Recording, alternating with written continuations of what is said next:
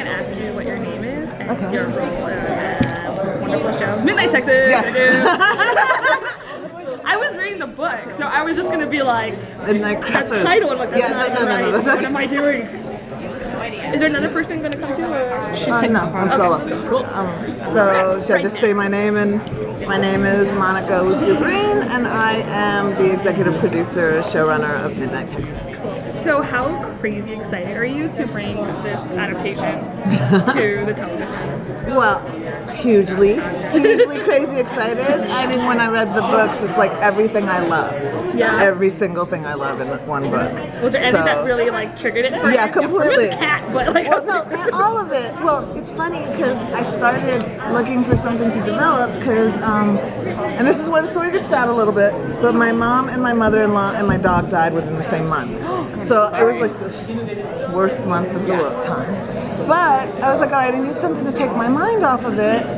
And first it was in a small town, and my mom lived in this tiny town in the middle of nowhere where everyone is in a row house, but it's in the middle of nowhere.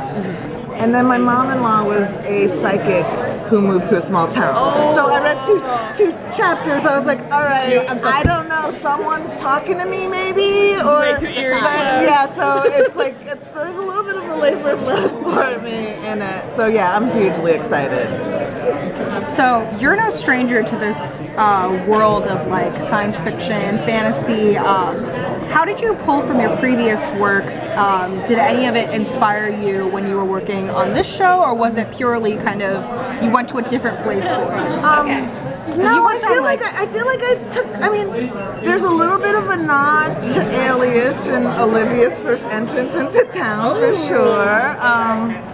And no, I mean, obviously for me, my favorite jobs have been where a larger-than-life sci-fi or fantasy element is a way to tell a human story.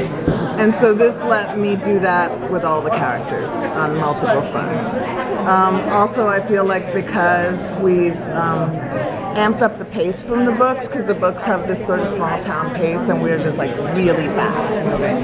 So yeah, I learned how to write an action set piece or two, and so I mean, I can't say I didn't draw from all of them, because I did. I also drew from brothers and sisters, to be honest, too. So I think that, you know, all my experiences led me here.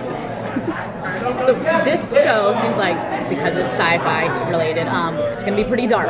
But there's also, there's a lot of humor and stuff there too. So how do you find that balance between the dark, nitty-gritty stuff and the funny humor to kind of uplift and like offset that? Well, I think one of the things I loved about Charlene's book was that these characters weren't mired in darkness. I mean, Manfred sees ghosts everywhere, so death doesn't freak him out in the same way as it would you or I. And so they're used to the world of darkness, but then in Midnight they found a home.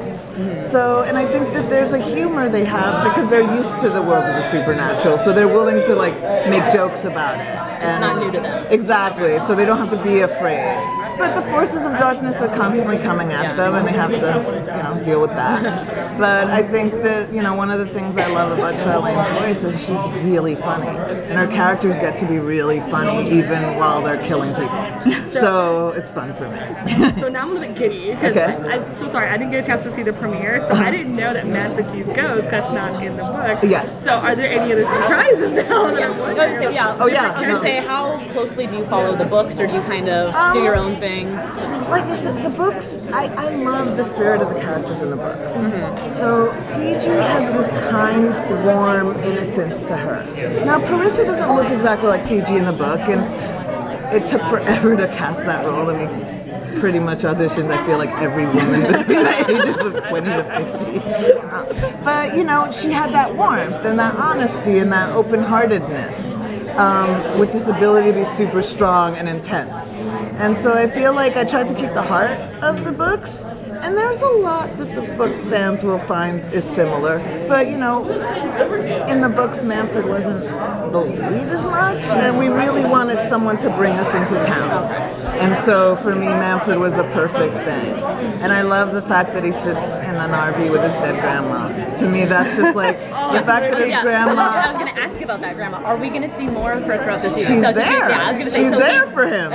She's his family member. Okay, so it's not just the premiere. No. no, Zilda's a thing, and good. Zilda's a presence, and Zilda's Good, me wishing 'cause- my mom were next to me in the car. So like, I just love the idea that you get to travel around with your family member that raised you. So I'm going to change gears just a little bit because you were speaking of darkness, and I just realized that you have writing credits for Agents of S.H.I.E.L.D. Yes. And you wrote some of my favorite episodes ever. And I just want to know, because I love the character of Grant Ward, and I thought you did like a great job. Because you wrote the Well Yes, I did. episode, and you did the Only Light in the Darkness. That's like my favorite Oh my episode. God, thank you. I was looking at your credits. It's not all just coming out of nowhere. Can you talk a little bit about your experience writing for that show, and what kind of, if you brought any of that sort of inspiration for that kind of like character into Midnight Texas? Oh, I mean, well, it's funny because when I interviewed for Agents of S.H.I.E.L.D. with Marissa, Jed, and Jeff Bell, they had this thing. Talking to I don't them know later if they, today. I don't know if they want me to say this, but when I sat down with them, they're like, "We don't want assholes. We want really great people."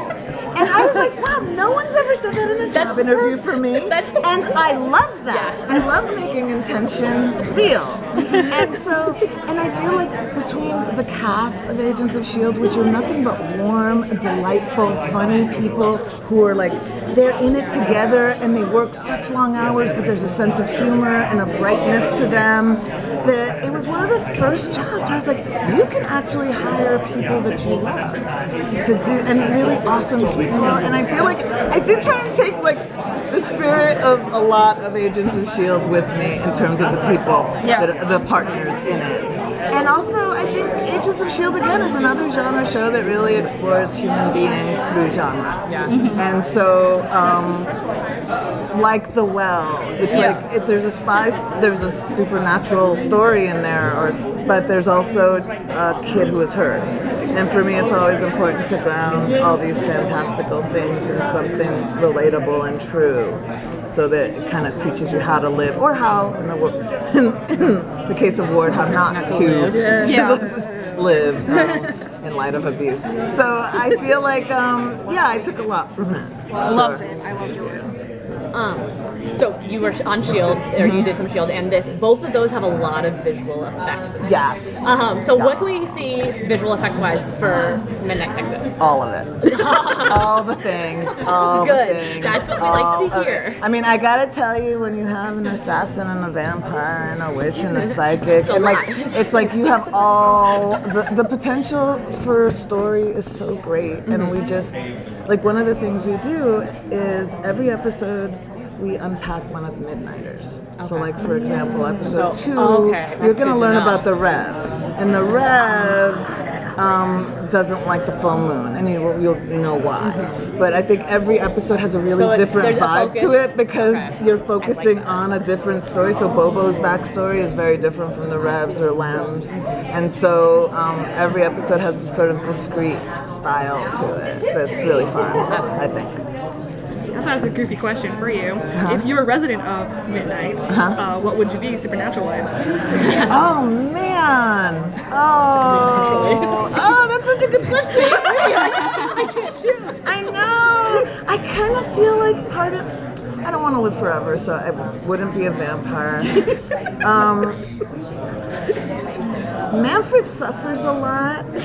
Manfred.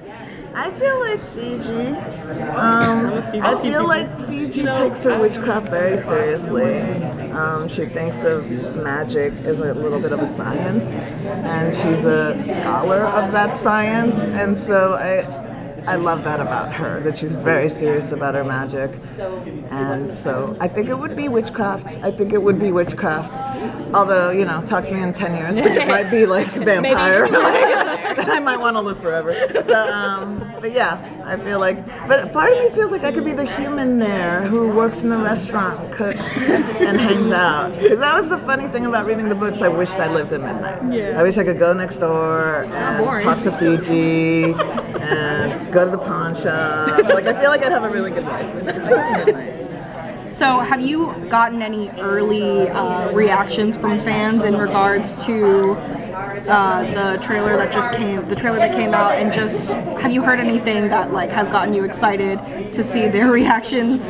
Well, can you tease anything about about it for the the book readers and maybe fans who are about to jump in I on think people have been really enthusiastic about our cast, which are fantastic. I mean, they're fantastic. I always tell everyone I think it took a year off my life to cast this show because it was so hard to find this many awesome. But I think it's really its own thing. Like, it's really its own thing, and I think there's not a world that there's. I don't know. It's all the great things in a blender, I call it. It's like, you like action, we got action. You like cars, we got cars. You like hot guys, we got hot guys. You like cats. Got cats. So I think that, we do stay true to a lot of the stories in the book, but we take it in our own direction. So I think if you're a fan of the books, you'll see very familiar stories, but we might get to there in a different way. Okay. No, Thank you.